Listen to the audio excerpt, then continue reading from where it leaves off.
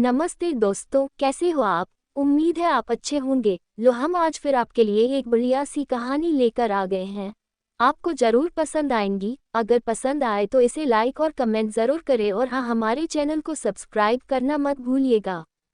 तो चलो शुरू करते हैं। हाथी और दर्जी की कहानी। एक गांव में एक दर्जी रहता था। वह नेकदिल, दयालु और मिलनसार था।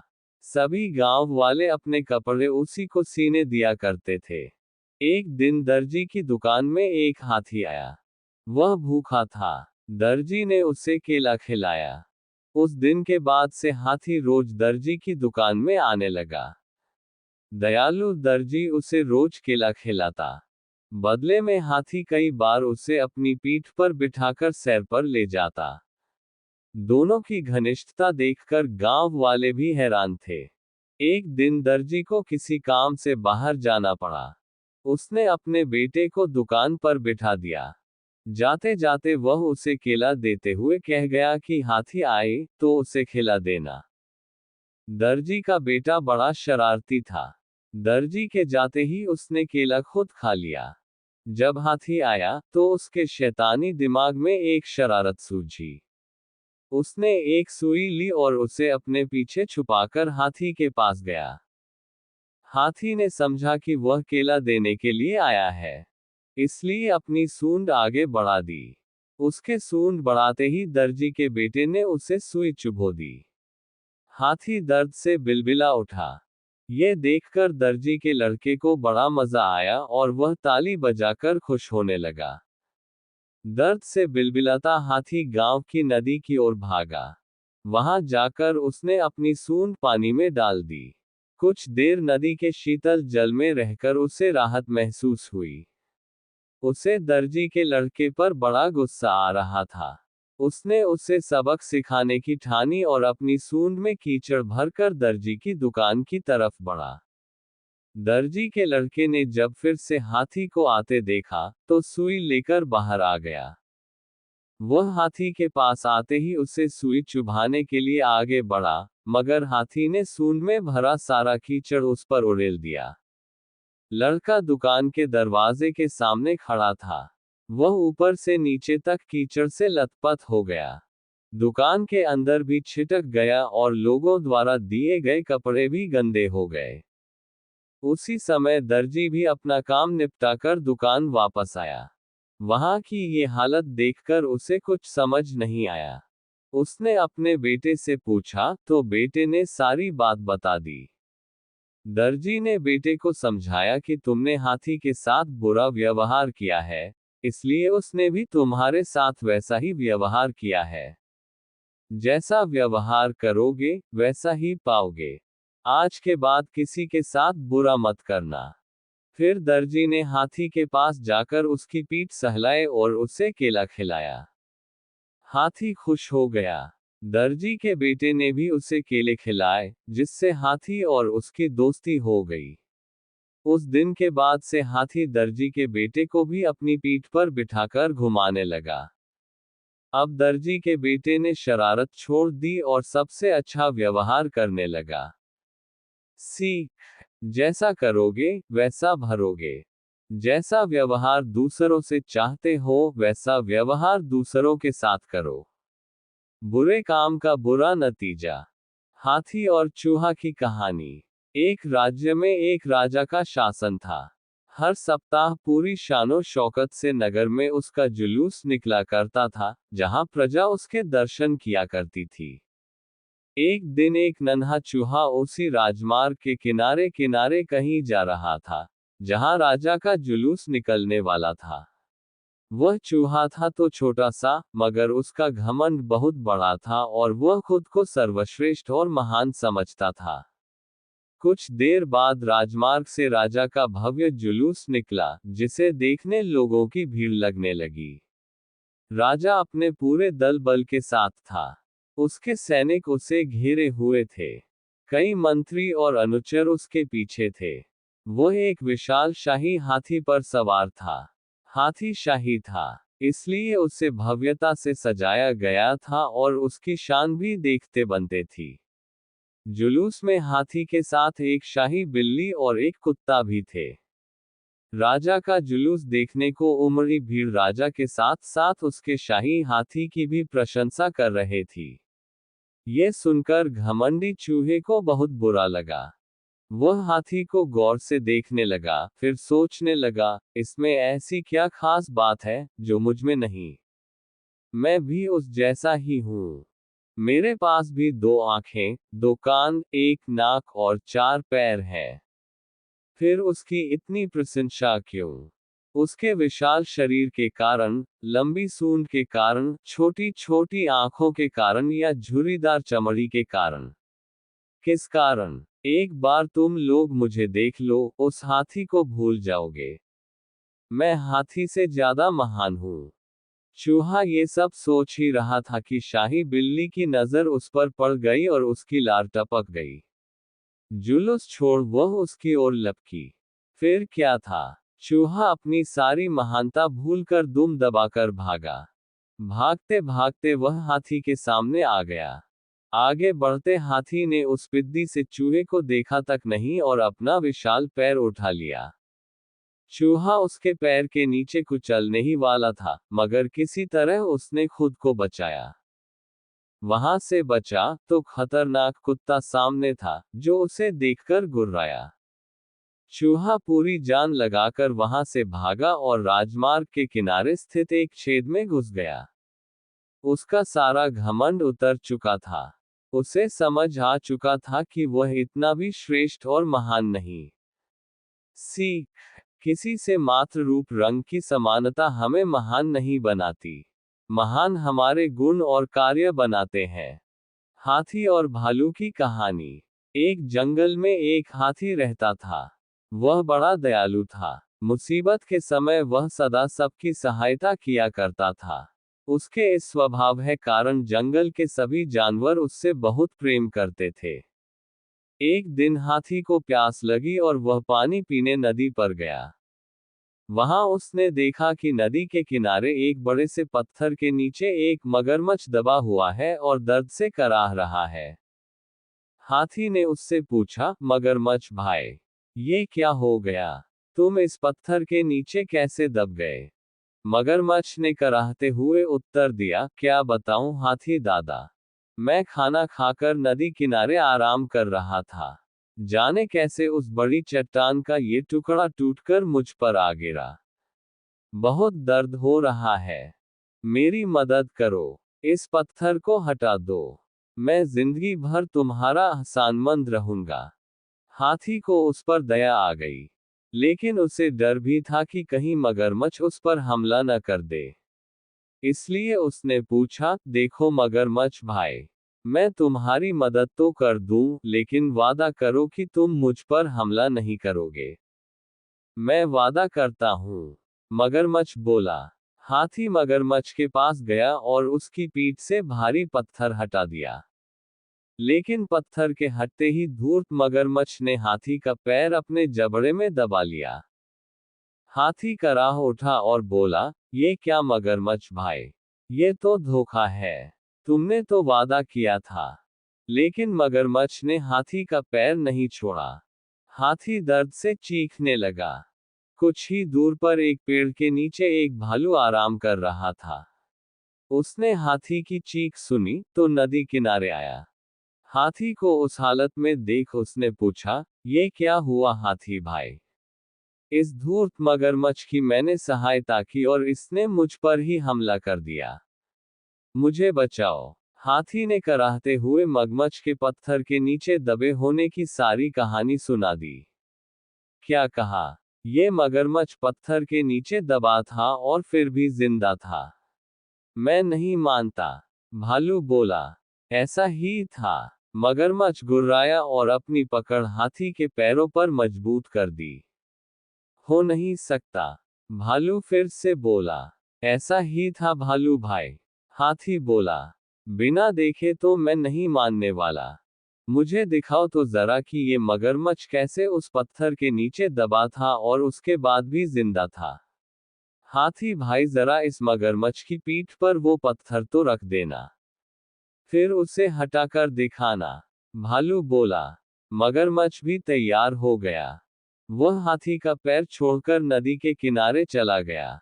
हाथी ने वह भारी पत्थर उसके ऊपर रख दिया। मगरमच्छ भालू से बोला, ये देखो, मैं ऐसे इस पत्थर के नीचे दबा था। अब यकीन आया तुम्हें। इसके बाद हाथी ने आकर पत्थर हटाया था। चलो हाथी, अब पत्थर हटा दो। मगरमच्छ बोला। नहीं हाथी भाई, ये मगरमच्छ मदद के काबिल नहीं है। इसे ऐसे ही पड़े रहने दो। आओ हम चले। भालू बोला। इसके बाद हाथी और भालू वहां से चले गए। मगरमच्छ वहीं पत्थर के नीचे दबा रहा। उसकी धूर्तता का फल उसे मिल चुका था। सीख, हमें हमेशा सहायता करने वाले के प्रति कृतज्ञ रहना चाहिए। बुद्धिमानी से किसी भी मुसीबत से निकला जा सकता है। हाथी और बंदर की कहानी। एक जंगल में एक हाथी और एक बंदर रहते हैं। विशाल शरीर वाला हाथी बलशाली था। वह अपने बल से बड़े बड़े पेड़ों को उखाड़ फेंकता था। अपने विशाल पैरों के नीचे छोटे पौधे और झाड़ियों को रौंद डालता था। वहीं बंदर तेज और फुर्तीला था। पलक झपकते ही उछलता कूदता ऊंचे पेड़ पर चपलता से चढ़ जाया करता था। हाथी और बंदर दोनों को अपने अपने गुणों पर अभिमान था और दोनों स्वयं को दूसरे से श्रेष्ठ समझते थे। इस बात पर प्रायः उनमें बहस होती, जो कई बार झगड़े का रूप ले लेती थी। लेकिन उसका कोई परिणाम नहीं निकलता था। जंगल में रहने वाला एक उल्लू अक्सर हाथी और बंदर की लड़ाई देखा करता था। वह उनकी बहसबाजी और लड़ाई से तंग आ चुका था। एक दिन वह उन दोनों से बोला, तुम दोनों की बहस मैं कई दिनों से देख रहा हूं। आज फैसला हो ही जाए। क्यों न तुम दोनों में एक प्रतियोगिता करवाई जाए, जो जीतेगा वो श्रेष्ठ होगा। क्या कहते हो? हाथी और बंदर मान गए। एक स्वर में उन्होंने पूछा, मगर प्रतियोगिता क्या होगी? उल्लू बोला, इस जंगल के पार एक दूसरा जंगल है। वहां एक पुराना वृक्ष है, जिस पर एक स्वर्ण फल लगा हुआ है। तुम दोनों में से जो भी उस स्वर्ण फल को ले आएगा, वह विजेता होने के साथ ही दूसरे से श्रेष्ठ होगा। हाथी और बंदर के बीच प्रतियोगिता प्रारंभ हुई। बंदर फुर्ती से एक पेड़ से दूसरे पेड़ पर उछल उछल कर आगे बढ़ने लगा। वहीं हाथी अपनी सूंड से रास्ते में आने वाले पेड़ों को उखाड़ता और रौंदता हुए आगे बढ़ने लगा। कुछ ही देर में उन दोनों ने जंगल पार लिया। अब उनके सामने नदी थी, जिसे पार कर ही दूसरे जंगल में पहुंचा जा सकता था। बंदर जल्दी से नदी में कूद गया, मगर पानी की तेज धार में वह बहने लगा। उसे बहता देख हाथी ने अपनी सूंड से पकड़कर उसे बाहर निकाला। बंदर हाथी का ये रूप देख चकित था, क्योंकि उसे आशा नहीं थी कि वह उसकी किसी भी प्रकार की सहायता करेगा। वह कृतज्ञता प्रकट करते हुए बोला, धन्यवाद भाई, तुमने मेरी जान बचाई। अब यहाँ से आगे तो मैं जा नहीं पाऊंगा, तुम ही जाओ। हाथी ने उत्तर दिया, तुम मेरी पीठ पर बैठ जाओ। इस तरह हम दोनों नदी पार कर लेंगे। बंदर हाथी की पीठ पर बैठ गया। हाथी ने बड़े आराम से नदी पार कर ली। नदी पार कर दोनों दूसरे जंगल में पहुंचे। वहां वे खोजते हुए उस पुराने पेड़ तक गए, जहां स्वर्ण फल लगा हुआ था।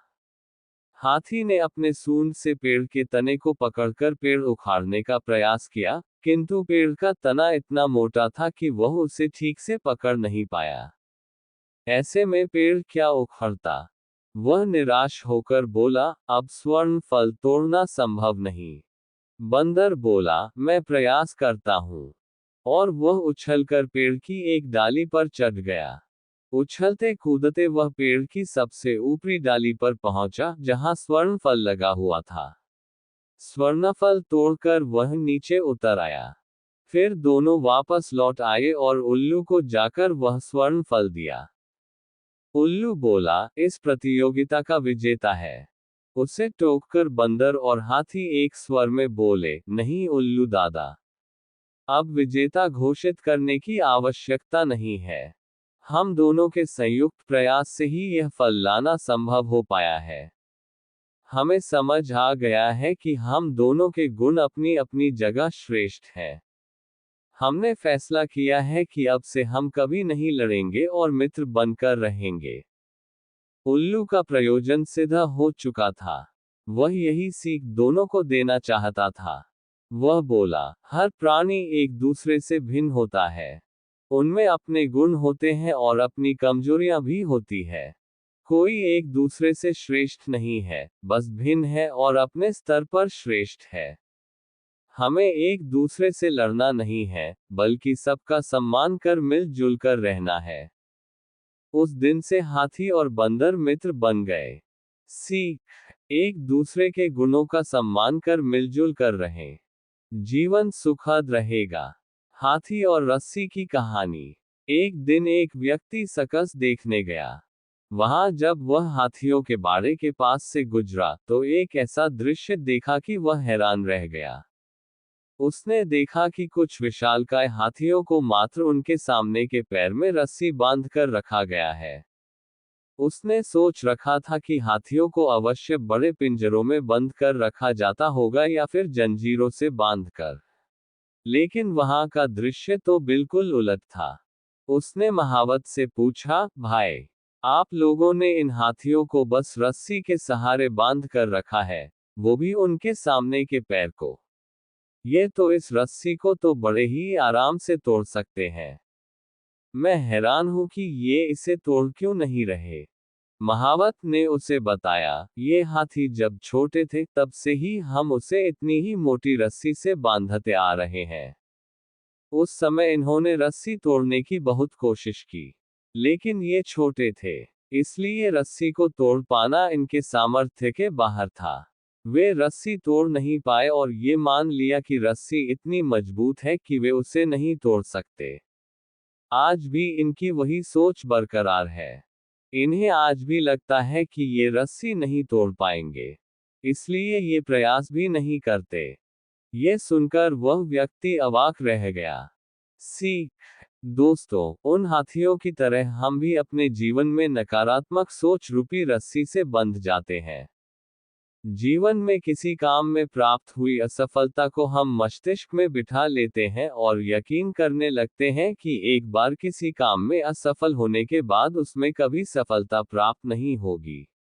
इस नकारात्मक सोच के कारण हम कभी प्रयास ही नहीं करते। आवश्यकता है इस नकारात्मक सोच से बाहर निकलने की, उन कमियों को पहचानकर दूर करने की, जो हमारी असफलता का कारण बनी।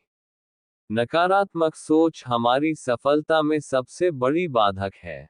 इसलिए नकारात्मक सोच रूपी जंजीर को तोड़कर सकारात्मक सोच को अपनाएं और जीवन में प्रयास करना कभी न छोड़ें, क्योंकि प्रयास करना सफलता की दिशा में कदम बढ़ाना है। हाथी और चतुर खरगोश की कहानी। एक हरे भरे वन में नदी किनारे हाथियों का एक समूह रहता था, जिसका मुखिया चतुर्दंत नामक हाथी था। वर्षों से वह समूह उस वन में सुखमय जीवन व्यतीत कर रहा था। किंतु एक समय वन अकाल की चपेट में आ गया। नदी का जल सूख गया, वन की हरियाली चली गई और हाथी भूख प्यास से मरने लगे। इस विपत्ति से निकलने की प्रार्थना लिए सभी हाथी अपने मुखिया चतुर्दंत के पास गए और बोले, गजराज, इस अकाल की स्थिति में यदि हम और अधिक इस वन में रहें, तो काल का ग्रास बन जाएंगे। यहाँ भूखे प्यासे रहना दुष्कर है। कृपा कर किसी अन्य स्थान की खोज करें, जहाँ जल स्रोत और हरियाली हो। चतुर्दंत विचार मग्न हो गया। कुछ देर विचार करने के बाद वह बोला, यहाँ से कुछ दूरी पर एक तालाब है, जो पूरे वर्ष जल से परिपूर्ण रहता है। हमें वहीं चलना चाहिए। कल प्रातःकाल ही हम सब उस तालाब की ओर प्रस्थान करेंगे। अगले ही दिन सभी हाथी उस तालाब की ओर चल पड़े। 5 दिन और 5 रात की यात्रा पूर्ण कर वे वहां पहुंचे। जल से पूर्ण तालाब को देख वे बहुत प्रसन्न हुए और दिन भर वहां क्रीड़ा करते रहे। संध्या होने पर वे बाहर निकले और वन में चले गए। तालाब के किनारे खरगोशों की बस्ती थी, जिसमें उनके असंख्य बिल थे। किंतु हाथी इससे अनभिज्ञ थे। अतः वे खरगोशों के बिलों को रौंदते हुए निकल गए। खरगोशों के बिल तहस नहस हो गए, कई खरगोश घायल हुए और कई मारे गए। हाथियों के जाने के बाद सभी खरगोश एकत्रित हुए और स्वयं पर आए इस संकट के विषय में चर्चा करने लगे। एक खरगोश बोला, हाथियों का समूह प्रतिदिन जल के लिए तालाब में आया करेगा। ऐसे में हमारा यहाँ रहना प्राणघातक होगा। वे हमारे बिलों के साथ हमें भी रौंद देंगे। हम में से कोई भी नहीं बचेगा। हमारा वंश समाप्त हो जाएगा। जीवन है तो सर्वस्व है। जीवन रक्षा के लिए जो संभव हो हमें करना चाहिए। परिस्थिति कहती है कि हमें जीवन रक्षा के लिए तत्काल इस स्थान को छोड़कर अन्यत्र प्रस्थान करना चाहिए। एक अन्य खरगोश बोला। खरगोश अपनी भूमि छोड़कर अन्यत्र जाने के विचार से दुखी थे। उनका दुख देख लंबकर्ण नामक खरगोश आगे आया और बोला, हम वर्षों से इस भूमि पर निवास कर रहे हैं। हम अपनी भूमि क्यों छोड़े? इस भूमि पर हमारा अधिकार है। हमें हाथियों से बात कर उन्हें यहाँ आने से रोकना चाहिए। किंतु उनसे कौन बात करेगा? कौन उन्हें समझाएगा? सभी खरगोशों ने एक स्वर में पूछा। मैं उनसे बात करूंगा और यहाँ आने से मना करूंगा। लंबकर्ण बोला। किंतु क्या वे तुम्हारी बात मानेंगे? अवश्य मानेंगे। मेरे पास एक युक्ति है। मैं उनसे कहूंगा कि ये तालाब चंद्रमा में बैठे खरगोश का है और उसने आप लोगों का यहाँ आने से मना किया है। संभवतः वे मेरी बात मान जाए। लंबकर्ण बोला। अगले दिन लंबकर्ण हाथियों के मुखिया से मिलने तालाब के मार्ग में स्थित एक ऊंचे टीले पर बैठ गया। जब हाथियों का समूह वहां से गुजरा तो वह हाथियों के मुखिया चतुर्दंत से बोला, गजराज, क्या आपको ज्ञात नहीं ये तालाब चांद में रहने वाले खरगोश का है? आपको बिना उसकी अनुमति के इस तालाब के जल का उपयोग नहीं करना चाहिए। चतुर्दंत ने पूछा, तुम कौन हो? मैं चांद में रहने वाले खरगोश का संदेशवाहक हूँ। उसने मुझे अपने संदेश के साथ आपसे मिलने भेजा है। लंबकर्ण बोला। संदेश क्या वह है? चतुर्दंत ने फिर से पूछा। संदेश है कि इस पवित्र तालाब में चंद्रदेव का वास है, इसलिए तुम लोग इसके जल का उपयोग नहीं कर सकते। मैं कैसे मान लूं कि यह तालाब चंद्रदेव का है? जब तुम मुझे तालाब में चंद्रदेव के दर्शन कराओगे, तभी मैं ये बात मानूंगा और अपने दल को यहाँ आने से रोकूंगा। चलो मेरे साथ और स्वयं देख लो। कहकर लंबकर्ण चतुर्दंत को तालाब के किनारे ले गया। उस समय तालाब में चांद की छाया पड़ रही थी। लंबकर्ण चतुर्दंत को वह छाया दिखाते हुए बोला, गजराज, देखो तालाब में चांद का वास है। अब तो मेरी बात मान लो। चांद की छाया को चंद्रदेव समझकर चतुर्दंत ने उसे प्रणाम किया और वहां से लौट गया। उसके बाद उस तालाब में हाथियों का समूह कभी नहीं आया। सीख, बुद्धिमानी से किसी भी समस्या का समाधान किया जा सकता है। हाथी और सियार की कहानी। घने जंगल में कर्पूर तिलक नामक हाथी रहता था। उसका शरीर हृष्ट पुष्ट और मांसल था। जब भी उस पर दृष्टि पड़ती, जंगल में रहने वाले सियारों के मुंह में पानी आ जाता।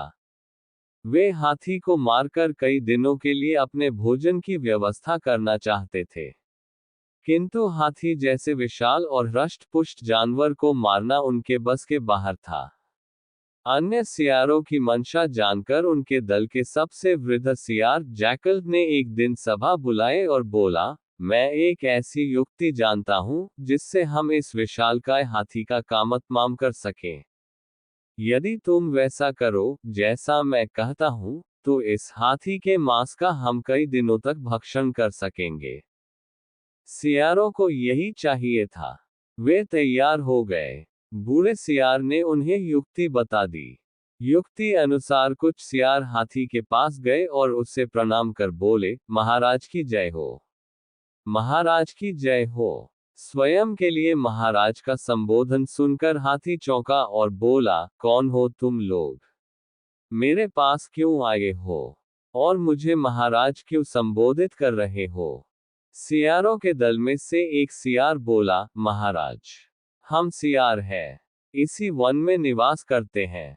बिना राजा के ये वन हमें नहीं सुहाता, इसलिए हम सब ने निर्णय लिया है कि आपको इस वन का राजा घोषित कर दिया जाए। महाराज कृपा कर इस वन के राजा बनकर हमारा उपकार करें। हम सब ने आज ही आपके राज्याभिषेक की व्यवस्था कर दी है।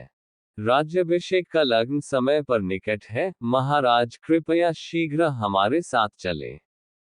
सियारों की चिकनी चुपड़ी बातों में आकर हाथी जंगल का राजा बनने तैयार हो गया और उनके पीछे पीछे चलने लगा। सियार उसे जिस मार्ग से ले जा रहे थे, वहां एक गहरा दलदल था। अनभिज्ञ हाथी दलदल में फंस गया। निकलने का बहुत प्रयास करने के बाद भी हाथी दलदल से बाहर नहीं निकल पाया। उसने सहायता के लिए सियारों को पुकारा, अपने होने वाले राजा की सहायता करो। तब सियार बोले, ऐसा मूर्ख हमारा राजा कैसे हो सकता है? तुम्हारी तो यही गत होनी थी। तुम हमारा आहार हो। तुम्हारे मांस का भक्षण कर हमारे कुछ दिन मजे से कटेंगे। हाथी अपनी मूर्खता पर पछताने लगा। वह दलदल से निकल नहीं पाया और वहीं उसके प्राण पखेरु उड़ गए। सियारों ने छक्कर दबात उड़ाए। सीख, जो कार्य बल से संभव नहीं, उसमें युक्ति से काम लेना चाहिए। हाथी और 6 अंधों की कहानी। एक गांव में 6 अंधे व्यक्ति रहते थे। एक दिन उनके गांव में एक हाथी आया, जो पूरे गांव में चर्चा का विषय बन गया। सब उसे देखने जाने लगे, विशेषकर बच्चे। लंबी सूंड और पंखे जैसे कान वाले विशालकाय हाथी को देखकर बच्चे बड़े खुश थे। 6 अंधे व्यक्तियों को भी एक गांव वाले ने बताया कि आज गांव में हाथी आया है। हाथी के बारे में सुनकर उनमें जिज्ञासा जाग उठी। उन्होंने हाथी के बारे में सुना अवश्य था, किंतु छूकर उसके स्पर्श को महसूस नहीं किया था। एक अंधे व्यक्ति बोला, दोस्तों, इतना सुन रखा है हाथी के बारे में। आज गांव में हाथी आया है तो मैं उसे छूकर महसूस करना चाहता हूं। क्या तुम लोग नहीं चाहते? उसकी बात सुनकर अन्य 5 भी हाथी को छूकर महसूस करने के लिए लालायित हो उठे। वे सभी उस जगह पर पहुंचे जहां हाथी था। वे हाथी के करीब गए और उसे छूने लगे।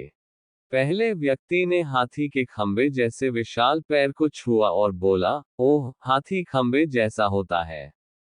दूसरे व्यक्ति के हाथ में हाथी की पूंछ आई, जिसे पकड़कर वह बोला, गलत कर रहे हो दोस्त, हाथी खंबे की तरह नहीं, बल्कि रस्सी की तरह होता है।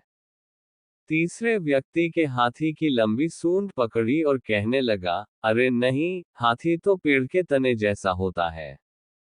चौथे व्यक्ति ने हाथी के पंखे जैसे कान छुए और उससे लगा कि बाकी सब गलत कह रहे हैं। वो उन्हें समझाते हुए बोला, हाथी पंखे जैसा होता है। पांचवें व्यक्ति ने हाथी का पेट छूते हुए कहा, अरे तुम सब कैसे अजीब बातें कर रहे हो? हाथी तो दीवार की तरह होता है। छठवें व्यक्ति ने हाथी के दांत को छुआ और बोला, सब गलत कह रहे हो। हाथी कठोर नली की तरह होता है। सब अपनी अपनी बात पर अडिग थे। कोई दूसरे की बात सुनने को तैयार नहीं था। वे आपस में बहस कर अपनी बात सही साबित करने में लग गए। धीरे धीरे बहस बढ़ती गई और झगड़े में तब्दील हो गई। उस समय एक सयाना व्यक्ति वहां आया। उन सबको झगड़ते हुए देख उनसे पूछा, तुम लोग आपस में क्यों झगड़ रहे हो? 6 अंधे व्यक्तियों ने उसे बताया कि वे हाथी को छूकर महसूस करने आए थे और उसे छूने के बाद हम सब में बहस हो रही है कि हाथी होता कैसा है। फिर सबने उसे अपना आंकलन बताया। उनकी बात सुनकर सयाना व्यक्ति हंस पड़ा और बोला, तुम सब लोग खुद को सही साबित करने के लिए झगड़ रहे हो और सच ये है कि तुम सब सही हो। ऐसा कैसे हो सकता है? अंधे व्यक्ति हैरत में बोले, बिल्कुल हो सकता है और ऐसा ही है। तुम सब अपनी अपनी जगह सही हो। तुम लोगों ने हाथी के शरीर के अलग अलग अंगों को छुआ है और उसके हिसाब से उसका वर्णन किया है। इसलिए हाथी के बारे में तुम्हारा आंकलन भिन्न है। वास्तव में हाथी तुम सबके आंकलन अनुसार ही है। वो खंबे जैसे पैरों वाला, पंखे जैसे कान वाला, रस्सी जैसे पूंछ वाला, तने जैसे सूंड वाला, दीवार जैसे पेट वाला, नली जैसे दांतों वाला एक विशालकाय जानवर है। इसलिए झगड़ा बंद करो और अपने अपने घर जाओ। ये सुनकर सब सोचते लगे कि हम सब बेकार में ही झगड़ रहे थे और फिर सब घर लौट गए। सीख 1। अक्सर हम किसी विषय के संबंध में सीमित ज्ञान के आधार पर अपनी धारणा बना लेते हैं और दूसरों से अपनी धारणा को लेकर उलझ जाते हैं तथा स्वयं को सही साबित करने की कोशिश करने लगते हैं, जबकि संभव है कि उस व्यक्ति की धारणा भी उसके सीमित ज्ञान के दायरे में सही हो। किसी भी विषय के हर पहलू के बारे में जाने बिना उस संबंध में एकदम से कोई अटल धारणा नहीं बनाना चाहिए। 2। कई बार फर्क नजरिए का होता है। किसी भी चीज को देखने का हमारा नजरिया दूसरों से भिन्न हो सकता है। हमें एक दूसरे के नजरिए का भी सम्मान करना चाहिए। घमंडी हाथी और चींटी की कहानी। एक जंगल में एक हाथी रहता था। उसे अपनी ताकत पर बड़ा घमंड था। वह अपने सामने दूसरे जानवरों को कुछ नहीं समझता था। अपने मजे के लिए वह उन्हें हर समय तंग करता था। वह कभी किसी पक्षी के पेड़ पर बनाए घोंसले को उजाड़ देता, तो कभी पूरा का पूरा ही पेड़ की उखाड़ देता। कभी बंदरों को उठाकर पटक देता, तो कभी खरगोशों को अपने पैरों तले रौंद देता। सभी जानवर उससे परेशान थे, लेकिन उसकी ताकत के सामने कुछ कर नहीं पाते थे। एक दिन हाथी नदी से पानी पीकर लौट रहा था। वहीं नदी किनारे एक पेड़ के नीचे चींटियों का बिल था। आसपास ही चींटियां अपने काम में जुटी हुई थीं। बरसात के पहले वे अपने बिल में भोजन इकट्ठा करने मेहनत कर रही थी। हाथी को मस्ती सूझी और उसने अपनी सूंड में भरा पानी चींटियों के बिल पर डाल दिया। चींटियों का बिल उजड़ गया। अपना घर उजड़ जाने के बाद भी डर के कारण चींटियां हाथी से कुछ कह नहीं पा रही थी। लेकिन एक चींटी को बहुत गुस्सा आया। वह बिना डरे तेज आवाज में हाथी से बोली, ये क्या कर दिया तुमने? हमारा घर उजाड़ दिया। अब हम कहाँ करेंगे? चींटी की बात सुन हाथी बोला, चुप कर चींटी, नहीं तो अभी तुझे अपने पैरों के नीचे दबाकर कुचल दूंगा। तुम्हें इस तरह दूसरों को तंग नहीं करना चाहिए। जब तुम्हें कोई तंग करेगा, तब तुम्हें समझ आएगा। चींटी ने फिर से बिना डरे कहा, कौन मुझे तंग करेगा? तू पिद्दी सी तो है, तू मेरा क्या बिगाड़ लेगी? तू मुझे जानती नहीं है क्या? मैं इस जंगल का सबसे ताकतवर जानवर हूँ। किसी की हिम्मत नहीं कि मुझे कुछ कह सके। तूने पहली बार ये गलती की है, इसलिए माफ कर रहा हूँ। आइंदा ध्यान रखना, नहीं तो मारी जाओगी। हाथी धमकाते हुए बोला। चींटी उस समय तो चुप हो गई, लेकिन मन ही मन सोचने लगी कि इस घमंडी हाथी को सबक सिखाना जरूरी है, वरना ये यूं ही सबको यूं ही तंग करता रहेगा। ये मौका उसे उसी दिन शाम को मिल गया। उसने देखा एक पेड़ के नीचे हाथी बड़े आराम से सो रहा है। चींटी उसकी सूंड में घुस गई और काटने लगी। आराम से सो रहे हाथी की दर्द से छटपटा उठा। उसकी नींद खुल गई। छटपटाते हुए अपनी सूंड इधर उधर हिलाने लगा। ये देख चींटी और जोर से उसे काटने लगी। हाथी से दर्द सहा नहीं जा रहा था। वह जोर जोर से रोने लगा और मदद की पुकार लगाने लगा। लेकिन उसकी मदद को कौन आता? उसने तो जंगल में सबको परेशान कर रखा था। चींटी उसे काटती रही और वह दर्द से चीखता रहा। अंत में निढाल होकर वह जमीन पर गिर पड़ा और रो रो कर कहने लगा, क्यों मुझे परेशान कर रहे हो? मैंने तुम्हारा क्या बिगाड़ा है? ये सुनना था कि चींटी बोली, मैं वही चींटी हूँ, जिसका और जिसके साथियों का घर तुमने उजाड़ दिया था। अब तुम्हें समझ आया कि जब तुम दूसरों को तंग करते हो तो उन्हें कैसा लगता है। मुझे सबक मिल गया है। मैं तुमसे माफी मांगता हूँ और वचन देता हूँ कि फिर कभी किसी को तंग नहीं करूँगा।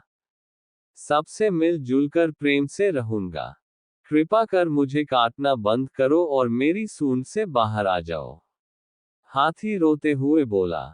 चींटी को हाथी पर दया आ गई। उसे लगा कि अब हाथी का घमंड भी टूट गया है और उसे एक अच्छा सबक भी मिल गया है। इसलिए उसे माफ कर सुधरने का एक मौका देना चाहिए। चींटी हाथी की सूंड से बाहर आ गई। हाथी की जान में जान आई। उस दिन के बाद से हाथी सुधर गया। उसने जंगल के सभी जानवरों से अपने किए की माफी मांगी और वादा किया कि वह अब उन्हें कभी तंग नहीं करेगा। जानवरों ने उसे माफ कर दिया और उससे दोस्ती कर ली। हाथी भी सबका दोस्त बनकर बहुत खुश हुआ। सब जंगल में मिलजुल कर रहने लगे। सीख। कभी घमंड नहीं करना चाहिए। घमंडी का घमंड कभी न कभी जरूर टूटता है। दूसरों की सदा सहायता करनी चाहिए।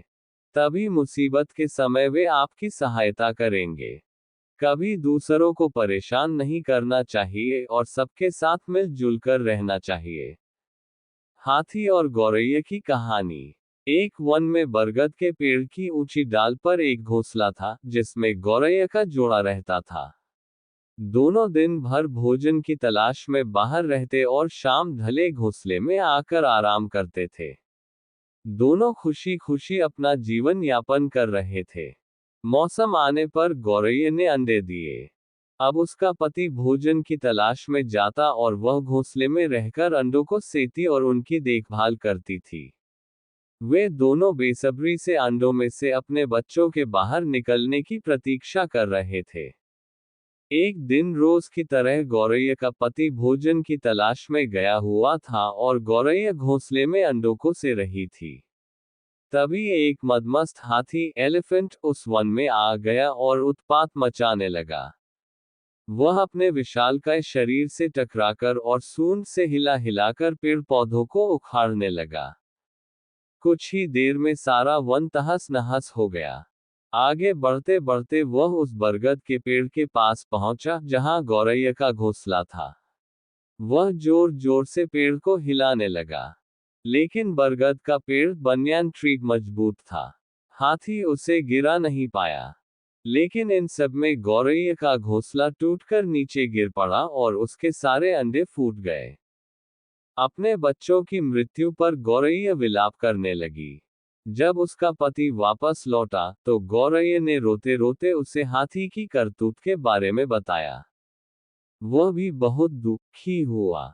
दोनों प्रतिशोध की आग में जल रहे थे और हाथी को सबक सिखाना चाहते थे। लेकिन हाथी जैसे विशालकाय जीव के सामने उन जैसे निरीह प्राणियों का क्या बस चलता। उन्हें अपने मित्र कठफोड़वा की याद आई और वे उसकी सहायता लेने का पहुंच गए। कठफोड़वा के दो मित्र थे, मधुमक्खी बी और मेढक फ्रॉग। वे दोनों भी गौरैया के जोड़े की सहायता को तैयार हो गए। सबने मिलकर योजना बनाए और हाथी को सबक सिखाने निकल पड़े। पूरे वन को तहस नहस करने के बाद हाथी एक स्थान पर आराम कर रहा था। उसे देख योजना अनुसार मधुमक्खी ने उसके कानों में अपनी स्वलहरी छेड़ दी। हाथी स्वलहरी में डूबने लगा ही था कि कठफोड़वा ने उसकी दोनों आंखें फोड़ दी। हाथी दर्द से चीख उठा। इधर हाथी के अंधे होते ही कुछ दूरी पर मेढक टर टर करने लगा। मेढक के टर्राने की आवाज सुनकर हाथी ने सोचा कि अवश्य ही कुछ दूरी पर तालाब है। वह मेढक की आवाज की दिशा में बढ़ने लगा। योजना अनुसार मेढक एक दलदल के किनारे बैठा टर्रा रहा था। हाथी तालाब समझकर दलदल में जा घुसा और फंस गया। दलदल से निकलने का भरसक प्रयास करने के बाद भी वह सफल न हो सका और उसमें धंसता चला गया।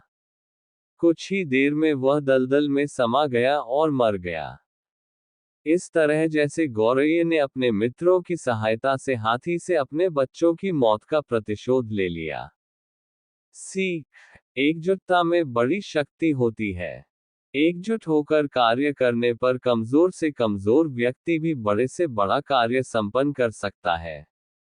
पागल हाथी की कहानी। मोती राजा साहब की सवारी का खास हाथी था। यो तो बादल बहुत ही सीधा और समझदार किस्म का था, पर कभी कभी उसका मिजाज बिगड़ जाता था और वह अपने आपे में न रहता था। उस हालत में उसे किसी बात की सुधि न रहती थी, महावत का दबाव भी न मानता था। एक बार उसने इसी पागलपन में अपने महावत को मार डाला। राजा साहब ने ये खबर सुनी तो उन्हें बहुत क्रोध आया। मोती की पदवी छिन गई। राजा साहब की सवारी से निकाल दिया गया। कुलियों की तरह उसे लकड़ियां ढोनी पड़ती, पत्थर उठाने पड़ते और शाम को पीपल के नीचे मोटी जंजीरों से बांध दिया जाता। उसके सामने खाने के लिए सूखी टहनियां डाल दी जाती। उन्हीं को खाकर अपनी भूख की आग बुझाता था। जब वह इस दशा को पहले की दशा से मिलाता, तो वह बहुत चंचल हो उठता। सोचता, कहाँ मैं राजा का सबसे प्यारा हाथी था, कहाँ आज मामूली मजदूर हूँ।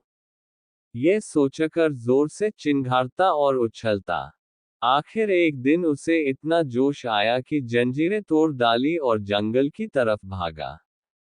थोड़ी ही दूर पर एक नदी थी। मोती पहले उस नदी में जाकर खूब नहाया। फिर वहां से जंगल की ओर बढ़ा।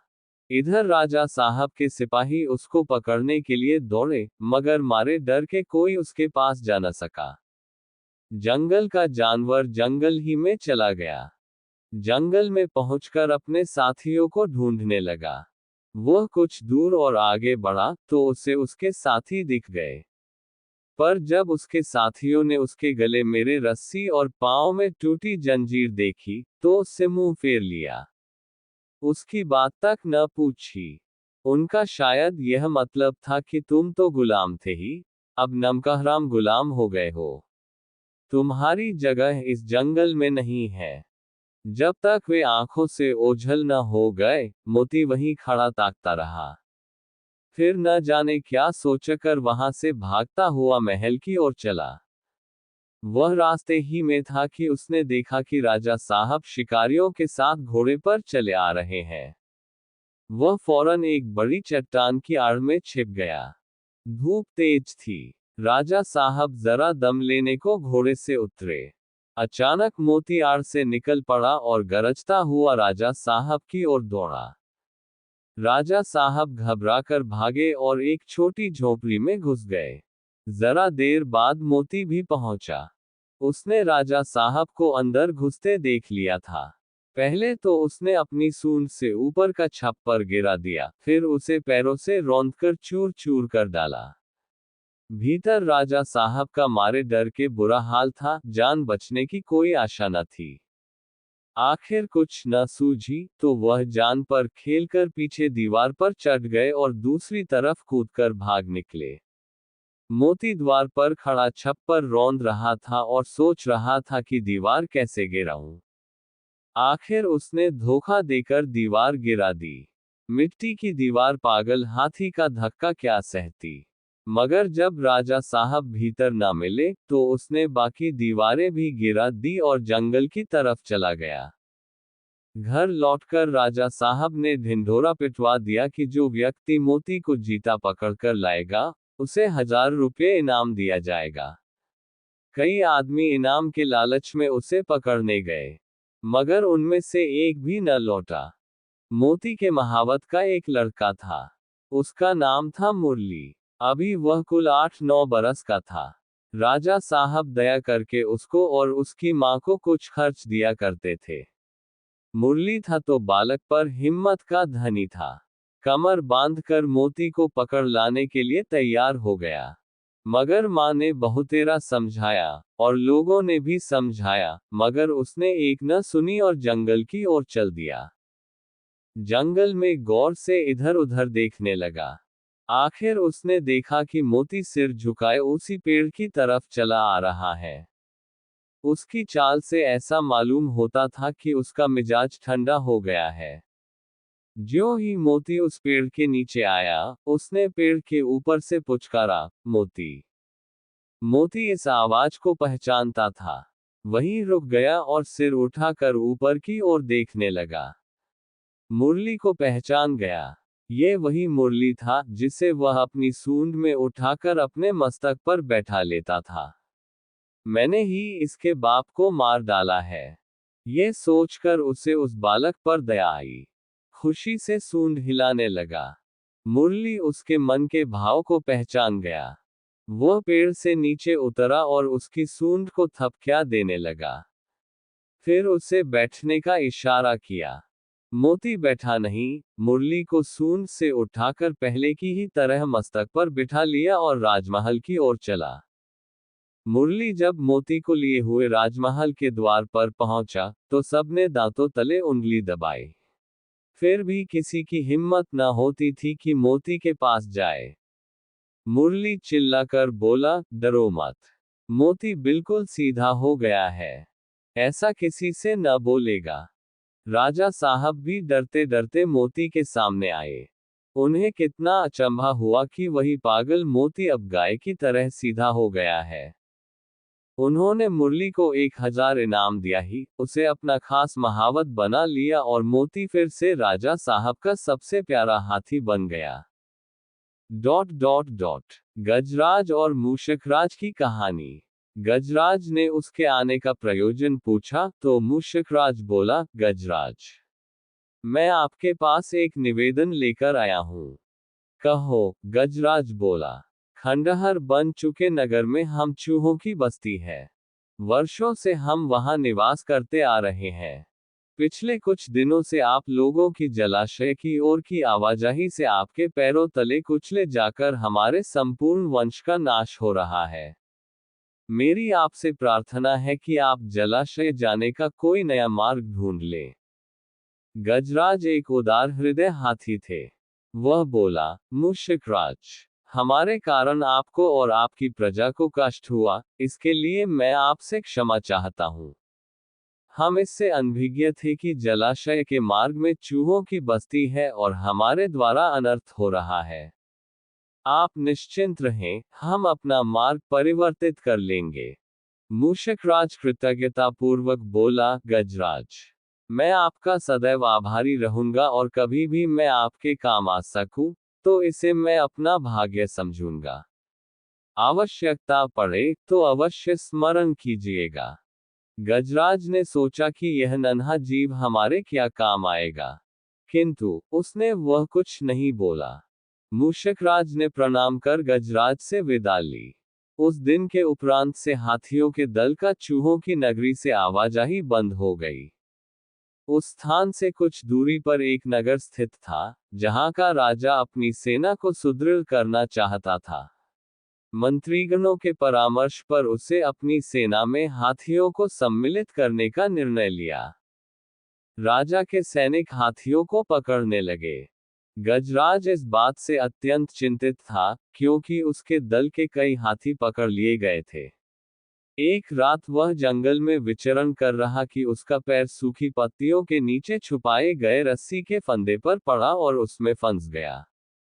रस्सी का दूसरा सिरे एक पेड़ के तने से बंधा हुआ था। उसने खुद को छुड़ाने का बहुत प्रयास किया किंतु असफल रहा। अंततः वो सहायता के लिए चिंघाड़ने लगा। जिसने भी उसकी चिंघाड़ सुनी, वह इस भय के कारण उसके निकट नहीं आया कि कहीं वह भी किसी फंदे में फंस न जाए। गजराज हताश होने लगा। तभी एक युवा जंगली भैंसा वहां से गुजरा। एक बार गड्ढे में गिर जाने पर उसे बाहर निकालकर गजराज ने उसकी सहायता की थी। इसलिए वह भैंसा गजराज का बहुत आदर करता था। गजराज को उस अवस्था में देख वह बड़ा दुखी हुआ और पास जाकर बोला, गजराज, क्या मैं आपकी कुछ सहायता कर सकता हूँ?